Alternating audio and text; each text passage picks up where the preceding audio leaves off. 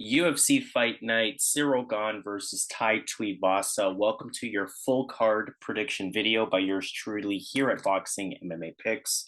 He goes by Zahn, I go by Harris, as usual. Our fight-by-fight breakdowns, our fight-by-fight analysis, specifically from that betting perspective. So we want to let you know which fights are worth value, which underdog perhaps has the best shot at winning, which fights you want to completely avoid, and some parlay action towards the end of the video as well. Make sure you hit the thumbs up on this video. Make sure that you subscribe to the channel here at Boxing MMA Picks. And most importantly, we want to hear from you in the comments for this UFC Fight Night. This is taking place in Paris, France. To make sure that you are aware of the time difference, you want to get your bets in early. This one starts at 12 p.m. Eastern time as opposed to evening hours. 12 fights on this UFC Fight Night card, even split between prelims and main card, 6 fights each. So let's get started right away with the first fight of the prelims. And for that, we are looking at Stephanie Egger versus Ailin Perez. Ailin Perez, UFC newcomer. She last competed in May. She's a solid striker from what I've seen. Not afraid to sort of stand there and bang. She does have a bit of an aggressive style. A lot of movement, a lot of fakes, a lot of level changes on the feet. I do look for her to control the center of the ring. I look for her to be the fighter coming forward. I do believe her strength is in her ground game. Saw some takedowns that I like from her. I think she sets them up pretty well with good timing on the feet. I like the ground control as well. Good positional improvements, good grappling, good top control. She's also shown me decent takedown defense to go along with that. And she has shown me pretty decent cardio, just having that ability to push the high pace throughout the entire fight. Stephanie Egger just fought last month. She lost to Mayra Bueno Silva. That was via armbar. Judo style fighter. She is a judo black belt. Looks okay in the stand-up. She has a decent jab, decent straight punch, decent movement. Fairly basic otherwise in her ability, but it is serviceable. Right? Doesn't really handle pressure too well, but she will use that to her advantage with her judo. Pretty solid on the ground, decent takedown defense, but also a good clinch. Again, the good judo takedowns that I alluded to in those sort of compromised positions. If she does end up on top of you, she has decent top control, decent positional improvements. This one's interesting. It is taking place in the featherweight division, so you want to be wary of that. And I'll keep the prediction part of it short. I like the newcomer here. If nothing else, I think these odds are way out of whack. Of course, it's because Stephanie Egger has the UFC experience. But from what I'm anticipating in this fight, I can see Ailin Perez pushing the pace and pushing the pressure. I mentioned that Egger doesn't really handle pressure too well. I do think Perez will show the better striking, and I think that she'll be capable of landing those takedowns or finding a way to end up on top. Again, I think she has that type of style that could capitalize on the type of fighter that Stephanie Egger is.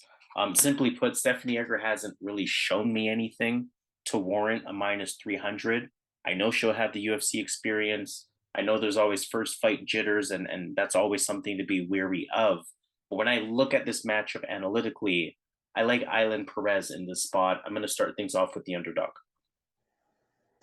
Yeah, I hear what you're saying, man. This is a tricky fight in that Egger is such a big underdog. And when you look at the way they fight, Perez is definitely, there's a lot of value on the Perez side. She can definitely pull this fight off just by activity, just by cardio. I'm rolling with Egger, though. I think that this is going to be majority grappling. I think Egger does have the grappling advantage. And a lot of this is going to be grappling. And Perez likes to find herself in that clinch.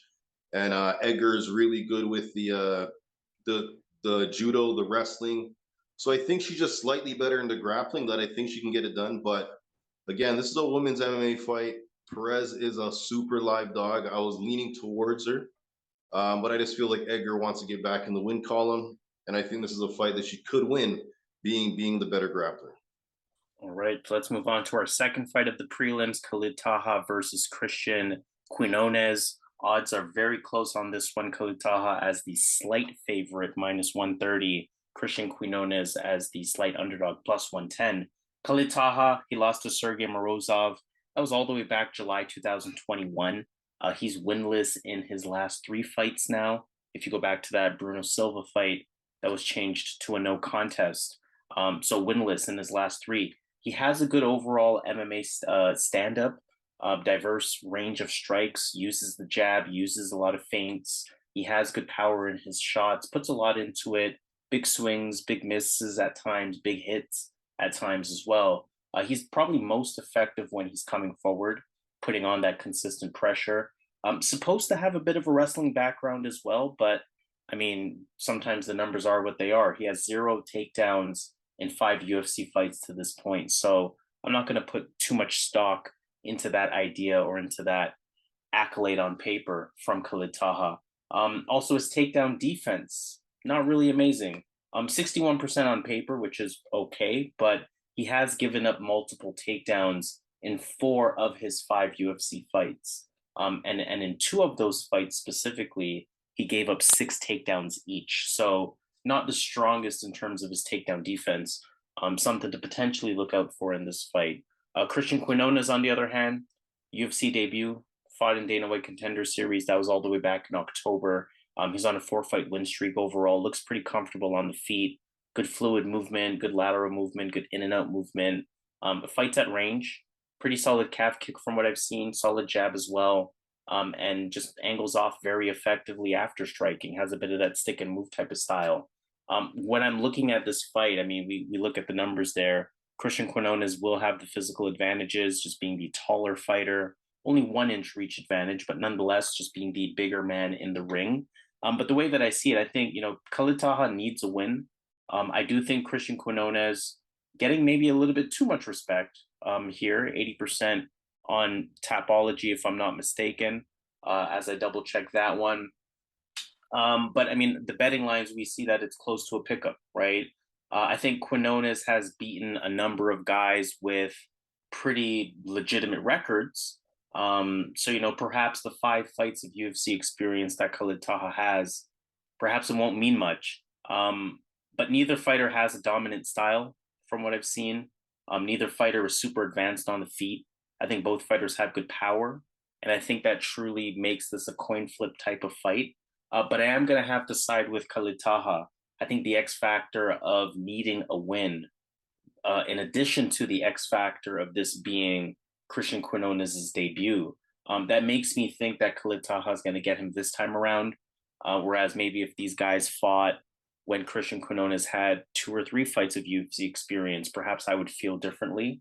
Also, Khalid Taha, he's never been knocked out, whereas Cristian Quiñonez has been knocked out twice out of his 3 losses.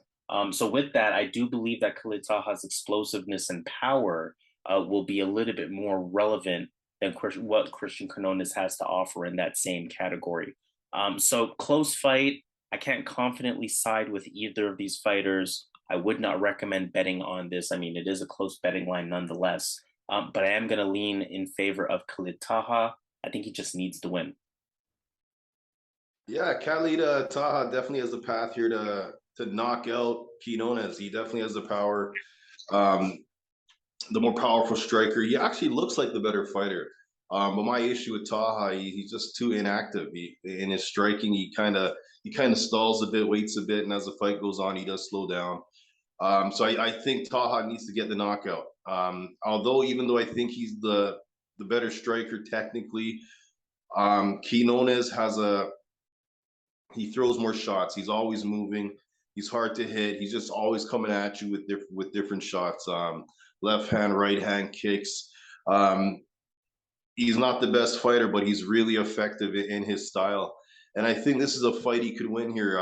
Staying on his feet here, moving in and out, using that footwork. And I just think that his activity is going to win him a decision in this fight. So I'm going to go with Cristian Quiñonez to beat Taha, because Taha is a bit too inactive for me. Taha would serve him to go to his wrestling. I think in this fight, he's going to be the better wrestler. Even though he doesn't have takedowns, you definitely see his ability in the fights that he can wrestle. He just fought guys that were better wrestlers. But in this fight, I think he could utilize some takedowns. But again, his cardio is not great. So I'm going to go Quiñonez here, winning as the fight goes on here with the better cardio and the more activity. Fight number 3, we have Benoit Saint-Denis versus Gabriel Miranda. For Saint-Denis, he beat Nicholas Stoltze back in June. Right away, you're going to notice his record 9-1. 8 of those 9 wins are via submission, including his last fight. He's a southpaw on the feet. He likes the calf kick. Pretty kick heavy game in general. An aggressive striker, definitely puts a lot into it. It's going to use his striking to set up that ground game. Good takedown entries. We see the numbers there, almost 3.5 takedowns per fight. I've seen decent ground and pound out of him, decent top control. Has that grappling, of course, the submission threat, of course, taking a look at that submission average as well. I think above all, probably the biggest X factor with Benoit Saint-Denis, and we've seen it in his past couple of fights. He has that toughness, he has that heart. He can take a shot. He's strong. He keeps going. He's definitely a tough competitor. And, that can be an X factor. That can be a legitimate X factor over a lot of fighters. Gabriel Miranda, on the other hand, we're looking at another fighter on this card making their UFC debut. Miranda is on a 3-fight win streak, hasn't competed since October of last year, though. It doesn't really look like striking is a strength of his. A lot of movement, a lot of feinting action on the feet, almost looks a little hesitant to strike at times. He wants to try to bring the fight to the mat. He is a submission specialist, kind of similarly to Saint-Denis in that regard. 16 professional wins, 15 of them are via submission. He can land the takedown. His top control has looked good in his fights. His grappling, of course, doesn't really have the best takedown defense, though. And he even, sort of, in my opinion, maybe unnecessarily tries to pull guard at times. So it's going to be interesting to see how that plays out. I'll keep the prediction short, though. I like the value on Saint-Denis here. He's hovering right around that 1.35, 1.4 type of value. And the main reason for that is I feel he's better on the feet. I feel he's the better wrestler. And I feel he's just as much of a grappling specialist as Gabriel Miranda, or at least good enough to not put himself in tricky situations. I feel like Benoit Saint-Denis is tougher. I feel like he's more of a threat. And I feel like he has the better cardio.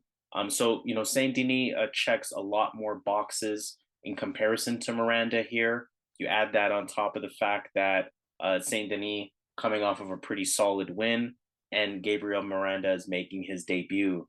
I really like Saint-Denis here in this spot. Yeah, when I broke down this fight, one thing I noticed is Saint-Denis has the striking advantage in this fight. He's gonna have the wrestling advantage. He seems like he's gonna be the stronger guy. But the thing is, which could be tricky, is what if this Miranda guy comes in and turns out to be the better grappler?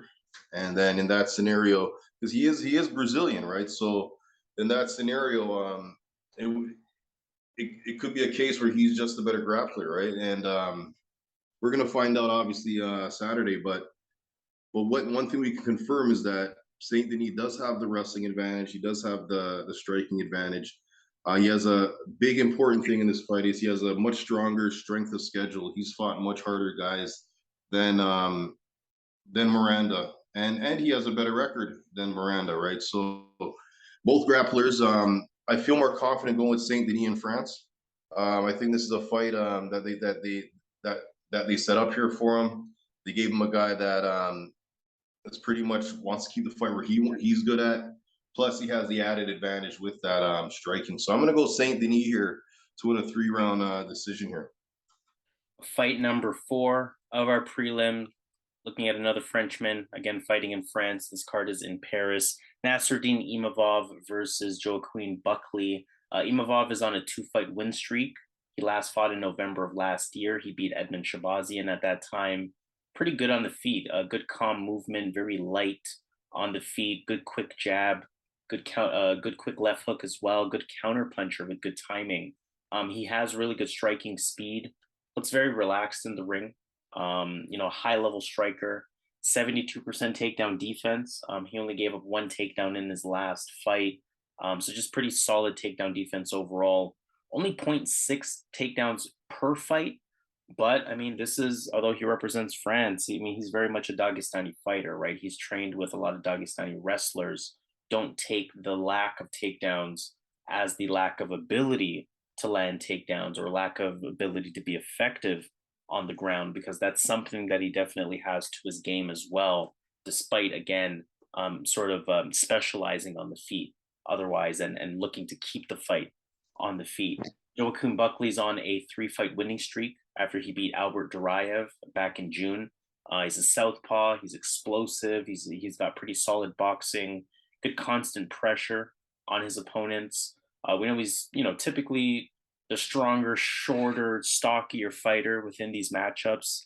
No different here. He's going to have a 5-inch height disadvantage, but it's not going to cost him in reach. I mean, he has very long reach.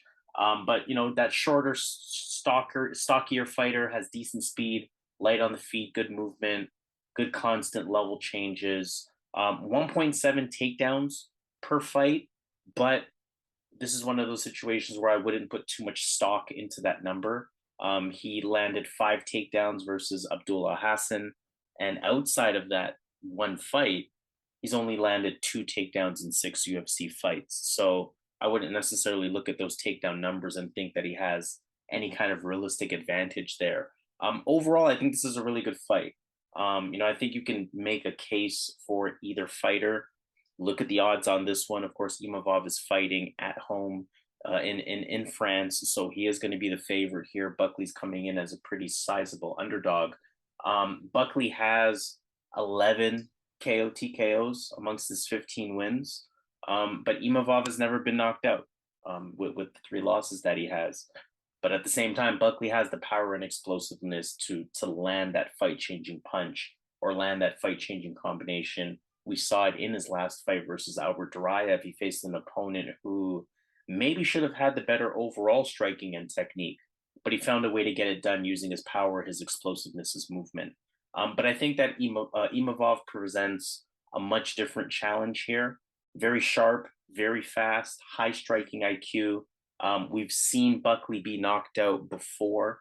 And ultimately, I think it'll be well matched, but I'm looking at Imavov as being the sharper, quicker, more technical striker, and really matching that explosiveness that Buckley can provide, and potentially hurting Buckley. It's very possible that Imavov can do that as well. So a lot of reasons to like Imavov here. I definitely understand why anyone would want to go with the underdog, but I'm going to side with the favorite, Nassourdine Imavov. I think he gets it done at home. Yeah, this fight, looking at these two guys, Buckley's going to have that movement, that speed, the athleticism, the power. So he could definitely win this fight one shot. Imavov, as you said, he hasn't been knocked out. But Buckley, he packs a punch, man. This guy can knock anybody out if he lands. Imavov, I think it's good for him if he goes the route Kevin Holland did with Buckley, fighting at range, using his length, pretty much using accurate strikes, good jab, good straight. And I think these are things that Imavov has in his toolbox that he's good at, right? So I think this is a tough fight. I think this is a fight that is going to look pretty close, and then someone's going to land and could change the fight. I think it's that close. I think Buckley is improving. I'm still going to lean towards the Imavov side here. I like his striking. I like his overall game, the wrestling, the size he's going to have in this fight. He just has to worry about the explosiveness of Buckley. Buckley's going to slow down as the fight goes on.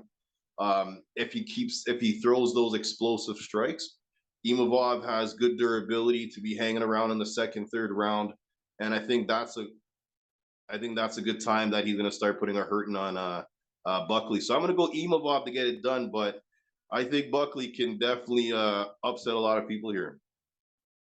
Fight number 5, we're looking at Fares Ziam versus Michal Figlak. For Fares Ziam, lost to Terrence McKinney back in February. Kickboxer, long jab, good long kicks. Used to be a K1 champion. Good timing on his counter punches, good movement around the ring. He's going to be a fighter that's going to fight from the outside. High technique. Definitely prefers much more of that technical type of fight. Just a good young prospect in general, but he is somebody that struggles a bit with pressure, and he can be clipped. He also has pretty bad takedown defense, bad ground IQ, and that is somewhere where he can be outclassed. So he definitely has some holes in his game, despite looking pretty decent on the feet as a former K1 champion. For Michal Figlak, on the other hand, another UFC debut. He's a Cage Warriors fighter. He last competed in July. He's undefeated at 8-0. Looks very comfortable with the striking, good boxing, good combinations with the hands, good movement, good striking defense. Uses a lot of fakes and jabs to assess the range. The kicks are pretty good too. Look for him to be the fighter coming forward, pushing the pace. Takedown defense looks pretty solid. Won't really matter in this fight. Has a bit of an offensive game as well on the ground.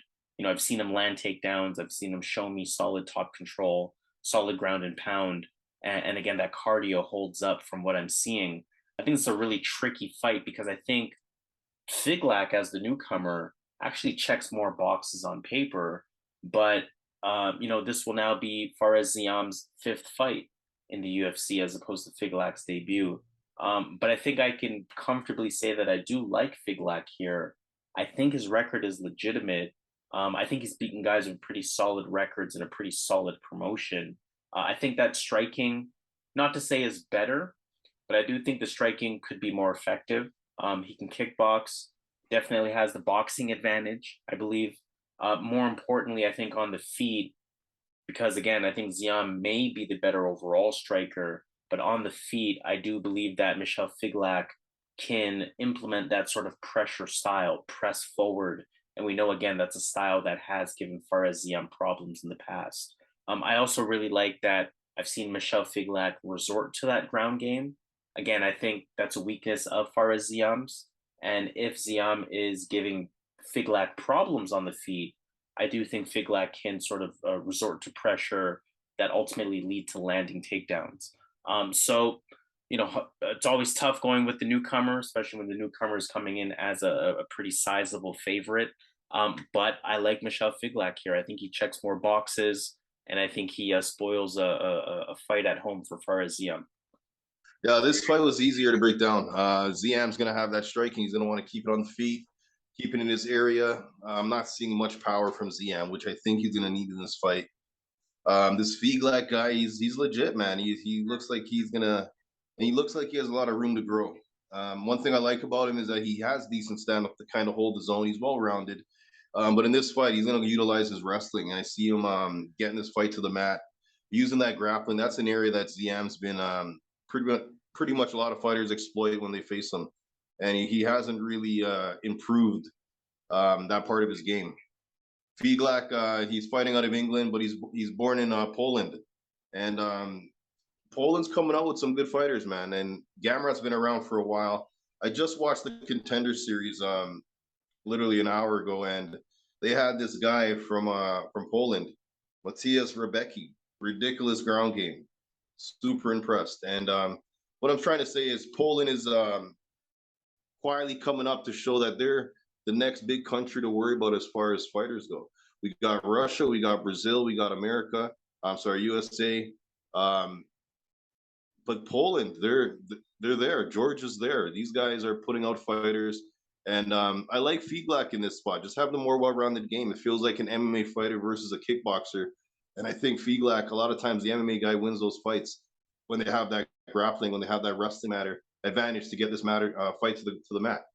So I'm going to go Figlak to get this one done here, utilize that grappling to get a win on this fight. I see this going decision, though.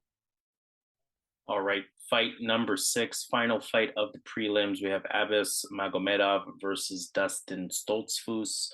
Stoltzfus, unanimous decision win over Dwight Grant. That was his last fight back in July. Fairly basic, serviceable stand-up, has a steady pace about him, definitely can string those punches together. That jab hand stays pretty active, a lot of fakes, a lot of posting with that jab hand, kind of assessing the range. I noticed in his last fight that is a bit slow on the feet. Nonetheless, still able to land some takedowns, 1.7 per, 2 takedowns in his last fight. So kind of right on cue with his numbers. I wouldn't necessarily call him a great wrestler though, but he has that ability to diversify his approach. He can also maintain top control, decent positioning, some ground and pound as well. Not so good defensively though, just 46% takedown defense. Comfortable on the back, which is not always the best thing. Doesn't really get put in threatening positions necessarily. He does have good defensive grappling. He can scramble and get back to his feet, but nonetheless just doesn't have the best takedown defense. And that could be a problem when you see a name that he goes after, that he's fighting being Magomedov. You kind of have some assumptions here. But for Magomedov, we're looking at another UFC newcomer on this card. He hasn't competed in almost 2 years. Still just 32 years old, though, so I'm not overly concerned by that at first glance. High finish rate. So he has 24 professional wins. 13 of them are via KO, TKO. 6 of them are via submission. So 19 finishes in 24 professional fights. 24 professional wins.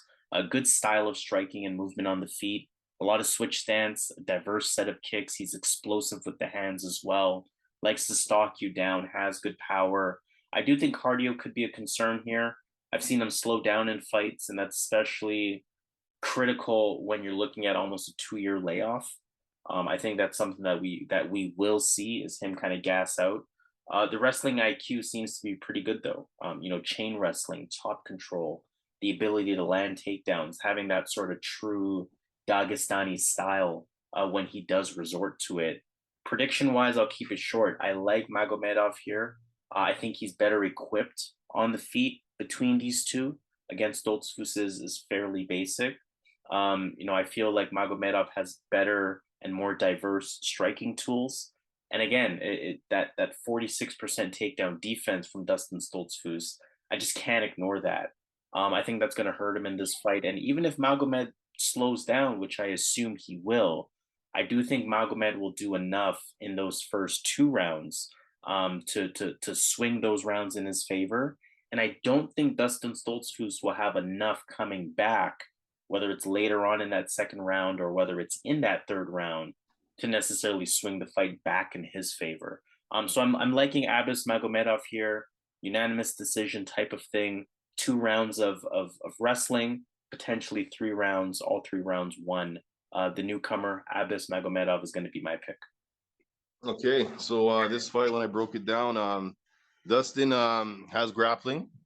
In this fight, he might have he might be the guy that can take a better shot, because Magomedov, I seen this guy flatlined in PFL. I seen this guy knocked out bad. So definitely there's the concern that if Dustin can land a heavy shot, Magomed can drop, right? So, but I got to go with Magomed here, because overall, I think he's a better fighter. I think he's going to be able to dictate the wrestling, have the better wrestling in this fight. And when he gets on top, it's hard to get him off you. I think Stoltzfus is going to have a hard time getting him off. And on the feet, I think Magomed might be a better striker. But again, I'm concerned with his chin. But overall, I'm not impressed with Stoltzfus, man. I know he won his last fight against the White Grant. But I'm not impressed with this guy, man. I think Magomed here gets it done here and puts him away. So I'm going to go Magomed here to get the win. Let's move on to our main card, and let's take a look at the first fight. We have a good one, Charles Jourdain versus Nathaniel Wood. Jourdain, majority decision loss to Shane Burgos. That was a short time ago, I think just 5 weeks ago or so, back in July. A really good dynamic striker as a southpaw. He can switch stance as well. He has some good pop, good explosiveness. 8 of his 13 wins are via KO, TKO. Added another 4 via submission. Definitely a finisher. A good counter striker, good calf kick. Just a high action fighter in general. Good forward pressure, good cardio. Just 51% takedown defense, which could work against him in this fight. So that's something that you want to be mindful of as he goes up against Nathaniel Wood, who also competed in July. So both of these fighters looking to get right back in there after 4 or 5 weeks. He beat Charles Hossa back in July, like I mentioned, via unanimous decision. Solid overall fighter from Nathaniel Wood. Good on the feet fundamentally. Good in and out movement. Clean hands. Good combinations. Good timing. He's got a quick jab. Great striking IQ in general. And I mean, he can work against the cage. He can use the clinch. He can land the takedown as well, though not overwhelming numbers. Just shy of 1.5 or 1.25 takedown per fight. I don't love Nathaniel Wood in this 145-pound weight class. I do feel he's a bit undersized. I think the main reason that I like Jourdain in this fight is Jourdain is a fighter who once competed at 155 and is now fighting at 145, whereas Nathaniel Wood once competed at 135 as he moves up to 145. I do believe Wood is the better striker. I do believe he's a bit sharper. I feel his technique is better. But that's not going to take away from Jourdain's striking at all. I just do feel Nathaniel Wood is cleaner there. But I'm siding with Jourdain because I believe that Jourdain can use the pressure, use the pace to kind of give Nathaniel Wood problems, be the bigger fighter. And again, I think this is the wrong weight class for Nathaniel Wood. He was able to get it done versus Charles Hossa, but I think that Jourdain is at a different level than Charles Hossa is. And I think, again, that pressure and that pace could potentially give Nathaniel Wood some problems. I will say this, though. I can see Nathaniel Wood as potentially the better fighter, but I personally just think this is the wrong weight class for him. So that's kind of the main reason for me. I like Charles Jourdain in this fight to get it done, but definitely some underdog value on Nathaniel Wood. But Charles Jourdain officially is going to be my pick. Yeah, one of the better fights on this card. Just looking at these guys, Jourdain's going to have the power advantage. Ultimately, he's going to be the bigger guy, the bigger reach. And if you look at his last couple fights, man, he kind of turned it up a gear at some points in those fights. That's letting you know this guy is not the same guy when he started the UFC, right? So he's definitely looked really good, looking really powerful, fighting bigger guys. Nathaniel Wood's going to be the smaller guy. He's going to be a little bit more quicker with his footwork, not necessarily his hands. And he's going to be a little bit better defensively. He's going to have better grappling as well. He should have the wrestling advantage in this fight as well. So these are areas that Nathaniel Wood can exploit. But the way Jourdain looking, man, he's looking like he's on the next level right now. That he just seems like he's gonna touch Wood and hurt him like Dustin did, and put him away, which could happen and is likely going to happen. But I'm going with Nathaniel Wood here, man. I just think that he's technically better. Again, there's weight classes for a reason, so that might be a reason why he loses, being the smaller guy. But I just think pound for pound, I just think he's the better guy with the grappling, with his technique. But all it takes is one shot with Jourdain. Once you get hurt, he's on you. He's a really good finisher, pounces the fighter. So again, this is a tough fight. I'm just going to enjoy the fight as far as betting. I'll likely stay out of it. Wood being the underdog, I'll probably make a bet on him. I see value there. So I'm going to go Nathaniel Wood here to pull off an upset in this spot. Fight number 2, we're looking at William Gomis versus Jarno Errens, two newcomers to the UFC. William Gomis, 8-fight winning streak. He last competed in June. Striker, southpaw, fights with good range control, good lateral movement, pretty clean striker in general. A good technique, good precision, good counter striker with good timing as well.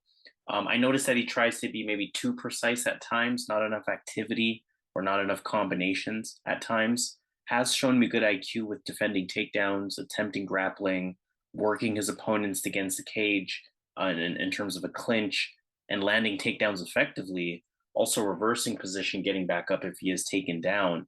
I've also seen him rely on that cage work to swing rounds in his favor. If he gets you down, his ground and pound is pretty good. It's ended a few fights for him.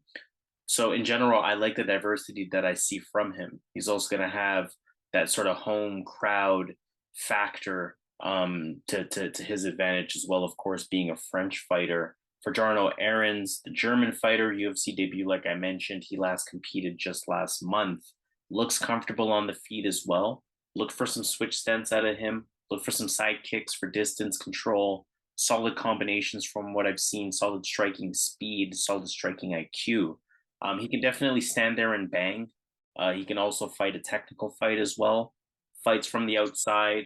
He's going to be that fighter. He can do both, is what I meant to say. He can fight from the outside. He can also be that fighter putting the pressure on you when coming forward. So again, like I said, just a very diverse striker, a good striker overall. And I did see a little bit of grappling IQ, but I've also seen, really vulnerable takedown defense. I think that's going to be relevant in this fight. And I ultimately think that's going to be the difference here. I'm looking at a fight that could be very well matched on the feet. Always hard to tell who exactly has the better striking when neither of them are at UFC level per se, or when both of them are making their UFC debuts. It's hard to exactly tell who has the better striking. So, but I do think it is well matched on the feet. I think it'll be interesting to see how Jarno Errens handles the taller fighter in William Gomis. And I bring that up because Jarno Errens, his last few fights have been against fighters that were shorter than him. However, like I mentioned, I think that Aaron's lack of takedown defense could hurt him here. I can see Gomis using that clinch approach that he likes, landing takedowns to swing rounds in his favor, and ultimately getting it done in having the home crowd behind his back and potentially having unanimous decision win here. So William Gomis, I do like in this one. I'm not going to bet it. I mean, it's two newcomers. Anything can happen. But nonetheless, William Gomis is going to be my pick. Can you hear me? Yep. Okay, yeah. So this fight, one thing I noticed, Jarno Errens, he's from Netherlands, so he has that Dutch kickboxing style here. Yeah, he's gonna have the better striking, I think, in this fight. The more dangerous striking. However, William Gomis can strike too, and he has that more well-rounded game. He's at home in France. I think he's going to get this fight to the mat. He can utilize his grappling here. I don't see him entertaining the stand-up for more than a round because unless he's winning these exchanges, he just has an easier path if he just takes Errens to the mat. And again, yeah, he's just a more well-rounded guy here. He's better in all aspects of the game versus Errens wants to be on his feet, wants to strike. So I'm going to go with the more well-rounded guy here, Gomis. Here to get this to the mat, win some rounds, might even get a finish here, but I like him in the spot to get the win. Fight number 3, we have Nasrat Haqparast taking on John Makdessi. For John Makdessi, split decision win over Ignacio Bahamondes back in his last fight. That was over a year ago, though, April 2021. He's introduced as a striker, more of a counter striker style than anything else. His activity isn't always there. Way more kind of on the technique side of things rather than the brawl and exchange side of things. And I mean, somewhat of a slow starter, but he is very consistent in his pace, very consistent in his technique as well. Again, just a pretty solid overall stand-up fighter. Do not expect for him to bring the fight to the mat. Nasrat Haqparast, on the other hand, had a unanimous decision loss to Bobby Green. That was back in February. He's on a 2-fight losing streak now. He's introduced as a Muay Thai kickboxer, but definitely shows much more of that boxing style in the octagon. Sharp southpaw, good counter puncher. He does like to stalk and control pace, cuts the ring off pretty well. Interesting to note that, I mean, he's been kind of fighting from the outside rather than coming forward in each of his last 2 fights. Of course, both of those being losses. He's looked very reactionary in each of those fights rather than proactively creating offense. Otherwise, sort of outside of those 2 fights, look for him to engage with his opponents often, hit and be hit, cover up pretty decently. Good high IQ combinations, good fakes and feints, solid jab as well. In a lot of ways, I mean, this is a tough fight. I think it's very close. I expect a lot of back and forth. Again, a tough fight, very close. Like I said, could potentially be close. Haqparast, to me, hasn't really looked good in his last 2 fights compared to the rising prospect that we once sort of acknowledged him to be. He had some good moments in his last fight, though, which makes me believe that he can continue to be that pressure fighter coming forward. He can continue to show good striking IQ that we know that he can possess. And essentially, I'm going to bank on that thought. I'm going to bank on him being the aggressor. I'm also going to bank on age here. Nasrat Haqparast is 27 years old. John Makdessi is 37 years old. Haqparast is the bigger fighter, 2 inches in height, 4 inches in reach, and needs a win. So I'm looking at all of those factors, and it's leaning me towards Nasrat Haqparast to get it done as the favorite here.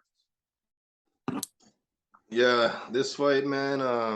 One big thing, man. Makdessi is so old, man. He's 37.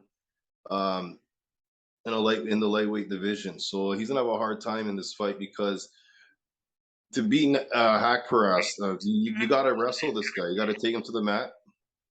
If you're a kickboxer, he marches you down like he did Diakiese. If you're a boxer that can counter like Bobby Green, you do well against a guy that marches you down because you can just counter as he keeps coming in. But if you're a kickboxer that wants to use your legs and he keeps marching you down, it's hard to really get it going. Just think about that fight, Calvin Kattar versus Giga Chikadze. So kickboxers need space. Taekwondo guys, karate guys, they need space. Haqparast, I think he's going to march this guy down. I don't think he's going to give him the space. He's going to keep it in boxing range as the fight goes on. And I like him in this spot. I think he has the better cardio as well. I think he gets the win. So I'm going to go Nasrat here, being the younger guy, 27 to 37. Yeah, I think Makdessi's too old here, man. So Nasrat's my pick. Fight number 4 of our main card, we have Alessio Di Chirico versus Roman Kopylov. For Di Chirico, over a year since his last fight, that was that head kick loss to Abdullah Hassan. Pretty decent stand-up, loves that overhand right coming off of the block or coming off the counter. A good counter puncher in general, decent movement, decent head movement, decent kicks. He can shoot for and land a takedown, 1.6 per. Also shows some takedown defense, or an ability to get back up if he is taken down. 83% takedown defense on paper. I don't think that'll matter too much here. Kopylov 0-2 in the UFC now after losing to Albert Duraev back in October. Southpaw, disciplined striker. I think he fights at a good pace, fights at a good distance, good movement. He's a patient striker, good long body jab. I'm only going to have 1-inch reach advantage in this one, but definitely fights longer between these two here. Again, has that striking speed, the combinations, and that fluidity.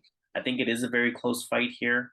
I think Di Chirico has the better takedown numbers, but again, this is one of those where I look into the actual numbers as opposed to the average.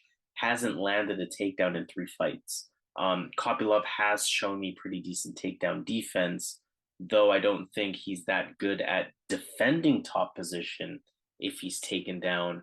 I do think he's pretty decent at actually stopping the takedown from happening. So that said, I do think most of this fight happens on the feet. I do think this is a good striking match, but I do believe that Roman Kopylov is the better striker between the two here. And I mean, even in Kopylov's last fight, yes, he was hurt bad, but I mean, he showed a lot of heart despite how tired and how hurt he was.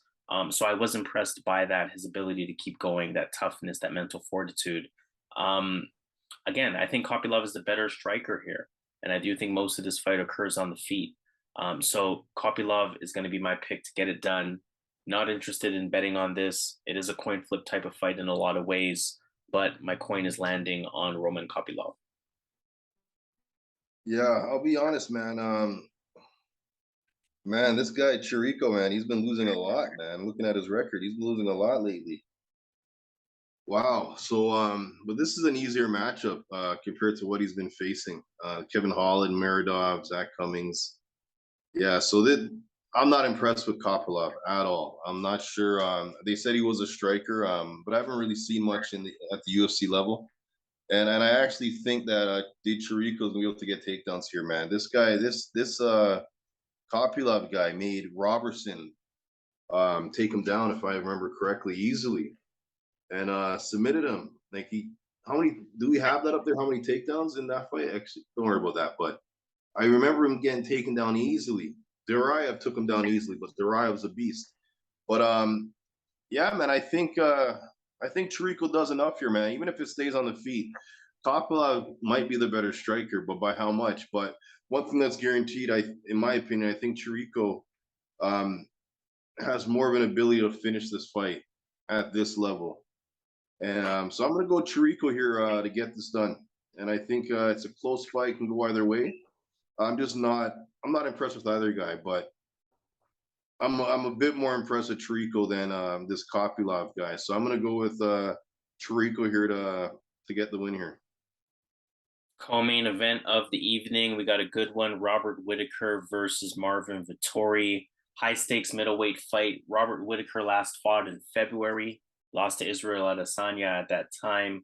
We know he's usually going to be pretty light on the feet, good speed, good movement, good timing, has that good long jab, good in and out movement to avoid strikes, has that signature 1-2 high kick combination that works really well for him.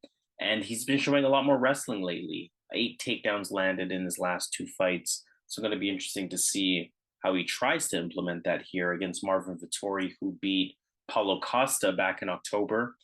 We know Vettori has a pretty good overall MMA game here. Southpaw on the feet, good hands. He can land combinations. He's good at closing distance with that active jab hand. Good pressure fighter, strong wrestling, good ground and pound, and really good takedown defense as well. I think this is a very close fight. A fight that I've been going very much back and forth on since it has been announced. I think that one thing that I can say for sure is that the betting line to me is way off. I think it should be a lot closer here. Robert Whitaker hovering right around that minus 220 mark. I think that's a little bit too much. One thing that I really think about that could be an X factor here, Marvin Vettori, pretty big middleweight. As we know, for as strong as Whitaker is, it's someone that used to be a welterweight, right? I know Whitaker talks about moving up to light heavyweight, but I really don't even see him as the biggest middleweight. So I'm not sure how he plans to do that in terms of moving up to light heavyweight. But again, Marvin Vettori, big for that middleweight division. I think Whitaker does have the sharper striking, the faster, the cleaner striking as well, along with the better footwork overall. I do think he could potentially pick Vettori apart on the feet here. I think Marvin Vettori has the pace, the pressure, the aggressiveness in terms of advantages on his side of things. What I like about Vettori here is that I don't think he's afraid of the power coming back. And that's nothing against Robert Whitaker. I think that's more about who Vettori is. You saw him in that Paulo Costa fight at 205. He wasn't too worried about the power coming back, although he was, of course, mindful of it. It wasn't reckless in any way. And he even got clipped and he survived it. So again, he has that chin. He has that ability to keep coming forward. He has the cardio as well, especially in a 3-round fight where you know that he won't tire out. And realistically, neither of these guys are going to tire out in a 3-round setting. But again, tricky fight, especially when you consider the betting lines. But I think if you ignore the lines on this one, I want to lean on the side of the forward pressure and the pace that Vettori will bring to this fight without necessarily worrying about that power coming back. Again, I'm going back and forth in my mind on this one. I can see Whitaker picking him apart, or I can see Vettori's pressure potentially causing some problems, or at least not allowing Whitaker to do what he normally wants to do in this type of fight. So I want to side with the underdog. I want to go with Marvin Vettori on this one. Again, bigger, pressure, pace. I think it could potentially give some looks for that Robert Whitaker hasn't really seen from opponents. So I like Vettori to get the job done here. I think he's going to get it done. I think he presents some really good underdog odds here. And I might even be looking at placing a bet depending on what these two look like during the face-offs. Yeah, man, I'm going to be quick, man. I'm rolling with the underdog in this spot. This guy's only lost to Israel Adesanya. And also Antonio Carlos Jr. back in 2016. But you got to go all the way back to find another opponent that he's lost to. All the way back to 2016 to find someone else other than Israel that he's lost to. He's beating everybody, man. This guy has good cardio and he can take shots. Whitaker should be the more polished guy, should be able to move around, win a decision. But the thing is, he's going to fight a guy that's going to just keep going forward, that's going to keep going forward. If he can get a takedown, that's going to be huge for Vettori in this fight because that's going to take out a lot of the cardio out of Whitaker because Vettori has good top control. He's going to be the better wrestler in this fight as well. So I'm going to go with the underdog as well. I think there's a lot of value on that Vettori side at these odds. Yeah, so I'm going to roll in, and you got to factor in he's going to be the much bigger guy when you see the weigh-ins. So I'm going to go Marvin Vettori to get the win.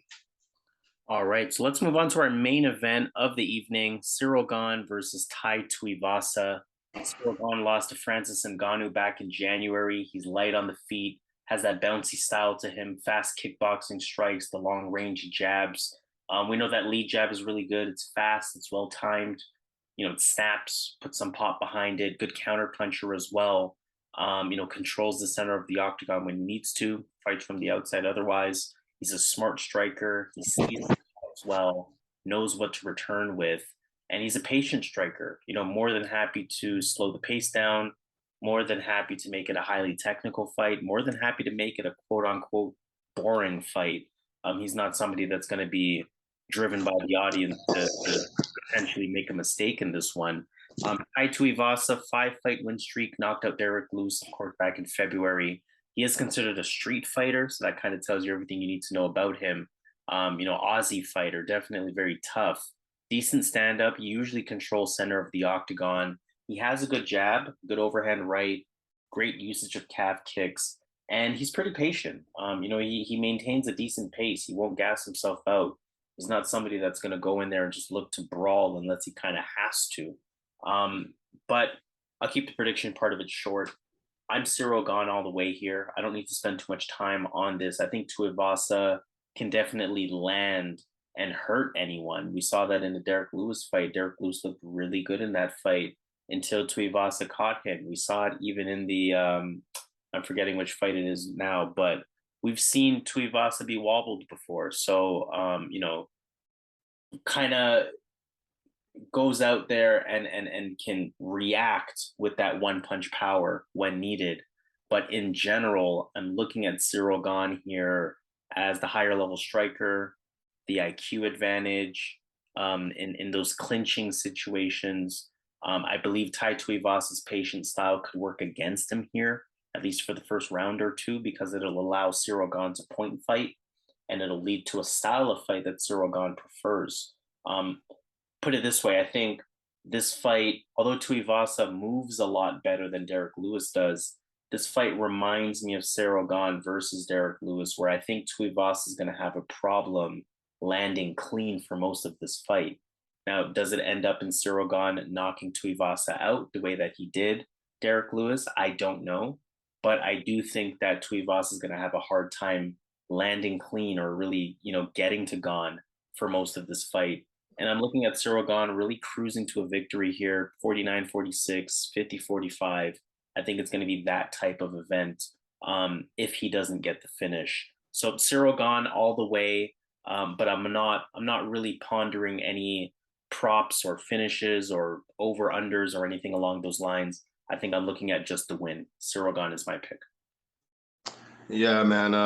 Problem with Tuivasa, this guy can't stop a takedown, man. And Gane just has to do a single leg, and it's going to be an easy takedown if he's ever in trouble. On the feet, Gane's going to have a big advantage, obviously at range especially. Tuivasa does a lot of his work when his opponent's against the cage. He knocked out Derek Lewis. What was that other guy, that Brazilian, that big guy that just got crushed the other week? Augusto. Okay. Yeah, him as well. Got him against the cage. So he does a lot of his damage if you're against that cage and you think that's a spot you can be, because he unloads on you. Right? So he's dangerous there. So, but aside from that, I don't see how he wins this fight. So I'm gonna go with Ciryl Gane here, using his movement if he's in danger, getting this fight to the mat. Gane's never been knocked out. He's fought anyone. He's fought Ngannou. He's never been knocked out. I like him in this spot here to utilize that striking and to get the win here, an easy win. All right, so let's take it to Vegas at that point, and let's consider some underdogs. I will read them out for you.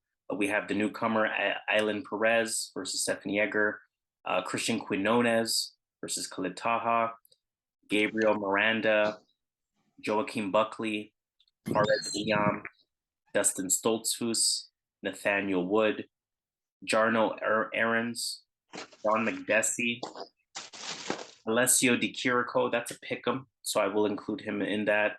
Marvin Vettori or Tai Tuivasa. Okay, underdog wise, I like